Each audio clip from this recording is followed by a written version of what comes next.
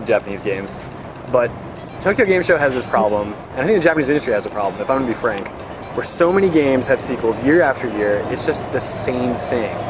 Every time I come to the show, I feel like that game is back. I mean, it's a new game in the series, but anyway, finally we're starting to see a whole lot of really creative and inventive indie games show up at the show, and this year it was probably the biggest and best presence of them all, and I know we get to check out a bunch. What was one of the ones that was your favorite? Man, I really liked this one game called Push Me, Pull You. Oh, that creepy game? It's so weird. And it's, you know, at first it's like, it's definitely eye-catching. Like, you walk past it, you want to see what it's all about. And the first time you touch the controls, I pretty much saw the same expression on everyone's face, which is like,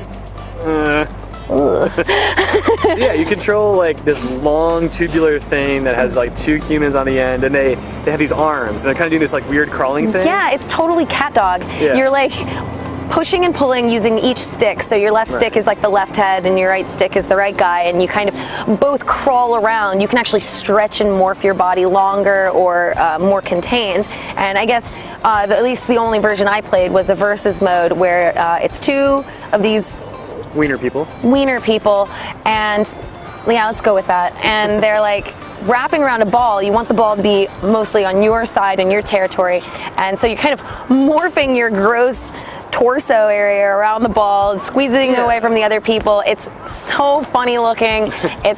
It's hard to know where you're even at or like what you're trying to do. I'm constantly confused, but man, it was fun. And after, I would say, 5-10 minutes, you pick it up and it's really engaging. Yeah, like a crowd gathered around us and was like snickering, being like, Ew. It's so weird. And it is, and it's really strange. But I mean, that's sort of like experimental like creativity, right? Like that's how any great thing gets started. And like, yeah, I'm not saying Push Me Pull You is going to be like this next great phenomena, but it's certainly like one of the more interesting things that I've seen at TGS. Absolutely, it's totally worth checking out. And when I was playing that one for a while, you jumped away and you played a game. What did you play? This guy approached me, and often when I get approached, I'm always like, we'll see. But he had this game that was called Lurking, and it's this horror game that utilizes a microphone and your actions in game, and any noise that you make, or in real life, like you're scared or something, or if you take a walk, it emits this sort of sonar pulse, and you can't see anything in the world until that happens. So in the one sense, you want to do it because you need to know where the hell you're going and what it is you need to interact with around you to progress.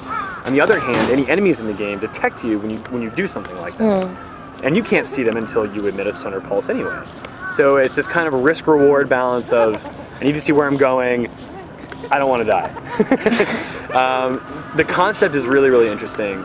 The game itself the level design I don't think is quite all there yet. But I think that there's like a really good foundation for a really great game to sort of come out of that.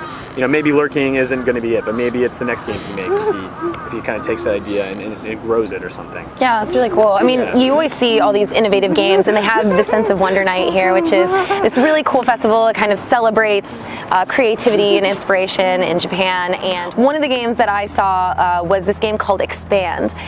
It's a very clean-looking game. It's mostly black and white. Yeah. You're at a square, and you're kind of exploring the world. But what's really interesting is that you're in this very small space, and you find that it quickly expands into this interesting puzzle. Shapes are constantly shifting, and you easily find out the common goal, which is to kind of navigate your square into the path to find the next place. But there's just no loading screen. It looks so seamless, and you're just constantly immersed in it. And before I knew it, I had easily spent 20 minutes playing this like really fun it's kind of like a platformy style game, but there's a lot more mechanics involved in it, and it's beautiful, and the music is just fantastic. And it's just a wonderful experience, and I'm really excited to see where that game goes.